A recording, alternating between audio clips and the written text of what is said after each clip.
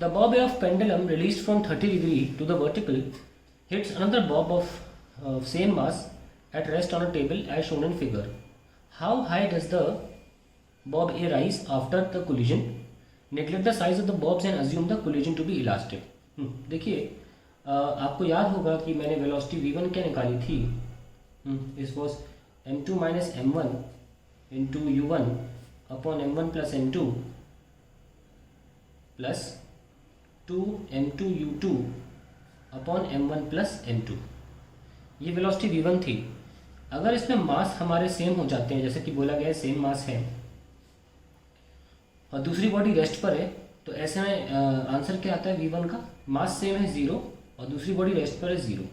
तो पहली body actually जो va है, जो मोशन में है, वो टकराने के बाद अपनी फाइनल वेलोसिटी 0 कर लेगी. तो इसका आंसर क्या है, how high does the Bob A rise.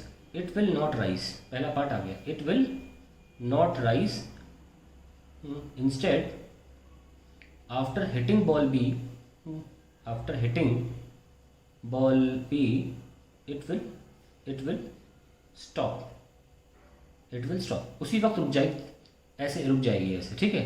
और अगर हम दूसरी बॉल की बात करें V2 की, तो उसका फॉर्मूला क्या निकल के आता था, m1 माइनस m2 सफिक्स को हमें बस पलटना होता था, u2 upon m1 plus m2 plus 2m1 u1 upon m1 plus m2.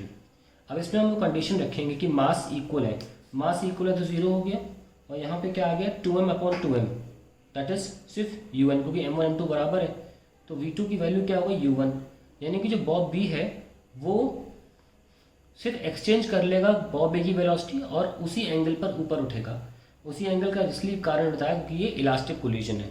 तो पूरी एनर्जी ट्रांसफर होगी ए की बी में, तो बी उतना ही एंगल का डिस्प्लेसमेंट लेगा, उतना ही राइज होगा जितना ये ए पहले राइज था छोड़ने से पहले, और फिर वापस आ जाएगा, और फिर बी ए को टक्कर मारेगा, फिर बी रुक जाएगा, और फिर ए वापस उतना ही राइज हो जाएगा, क्योंकि हमने इलास्टिक कोलिजन माना है और हम कोई प्रकार का भी लॉसेस नहीं मान रहे हैं. तो इन्होंने क्या पूछा था कि how high does the Bob A rise. उसका आंसर सिर्फ इतना सा था. हमने आगे आकर आपको ये बता दिया कि बी बॉब जो है वो उतना ही एंगल इधर राइज हो जाएगा. That is the end of the question.